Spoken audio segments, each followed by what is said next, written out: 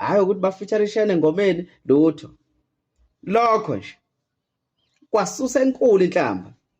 Uthukwelana uduma kahle. Uzondelana uduma kahle. Thulisana umnyeza. Wayini nje akuzonda uduma kahle wenzeni? Wakwathini kubani uduma kahle? Akaza khuluma lutho uduma kahle ngeimfihlo zase-IGP kodwa kade sebenza khona. And uyiphethe zonke. Kodwa akaze esho lutho. Kodwa uyathuka.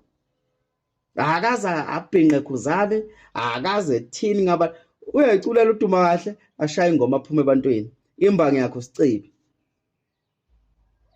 Kodwa uyazonda. Uzondela nje ukuthi wakwaba seduzana nomthandeni. Namhlanje ngidiza inhlamba ngoSminofu.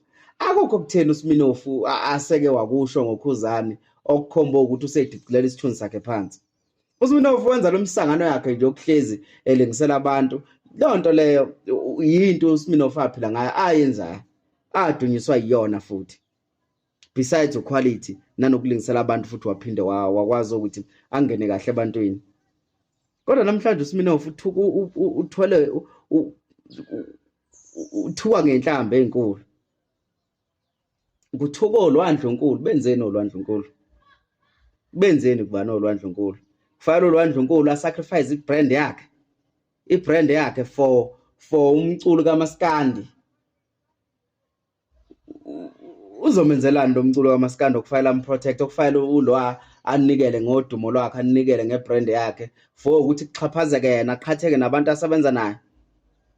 Bafuna bakithi ezinye zezintando ebhaka umthandeni akekho umculi ayokwazi ukuthi aphumelele ngaphansi kwesandla sakhe because umuntu okufanele abosima yedwa.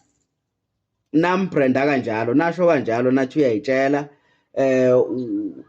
uzazi yena yedwa so umthandeni ke ngeke akwazi ukuphumelisa abanye abaculi. Ngeke azakwazi. Ngisho kuthi uyafisa ngeke azakwazi ngoba lo mculo oqanda umthandeni abona abangani nabahleli bemcimbi. Okokuqala akayena umngani nabahleli bemcimbi akayena nje abangani nabahleli bemcimbi. Njoba kunzima ukuthi besebenzisane naye umthandeni kusho ukuthi mase kufanele benabanye abaculi aboba ngaphansi kwakhe lokho kuyobe kukhomba ukuthi sekufanele manje ancetheze enze lento angakwazi ukuyenza. Ngoba eqinisweni vele umthandeni akakwazi ukuncetheza. Uyabo. So khomba ukuthi lawo baculi kufanele bagoqwele ephaphatheke for ukuthi beqashwe kwenziwe zonke le mfisho eyenzakalayo. Umthandeni ngakaza akwazi ukwenza lokho. Angimdefendi ngalokho. Ngikutshela nje ngeqiniso. Umuntu oyokwazi ukuphuma ngaphansi kwesandla sikaMthandeni ame umuntu oyoba nementality efanayo nekaMthandeni. Eyokuthi uphokophele phambili akancenge lutho ufuna uzosebenza nje kuphela lapho.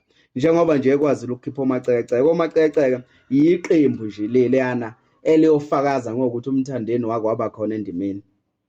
Yilona qembu kuphela yokwazi ukuthi alishayinise endimeni ngobani lawa abafana nje wabesebenza naye bawuyena. Zonke ingqinamba ababhekene nazo endimeni bayazazi like bayazi ukuthi uma bephila nomthandeni baphila nomuntu kanjani. Yabo. Umthandeni wenza lokho okwenzakalayo okungenzeka kwenzeke phela lapho. Lonto ke inobuhle nobubi. Iyamsebenzela umthandeni. Don't try this at home. Ongayizami umuntu asekhaya, ongayizami vukana licabukile libolile licule libhimbayo lapho ongayizami lonto. Idinga abantu abakhanyelwa umsamo, abakhanyelwa izinto. Ongayiphaphili, ongayizeli ngobuso lonto idinga abantu abanenhlanhla.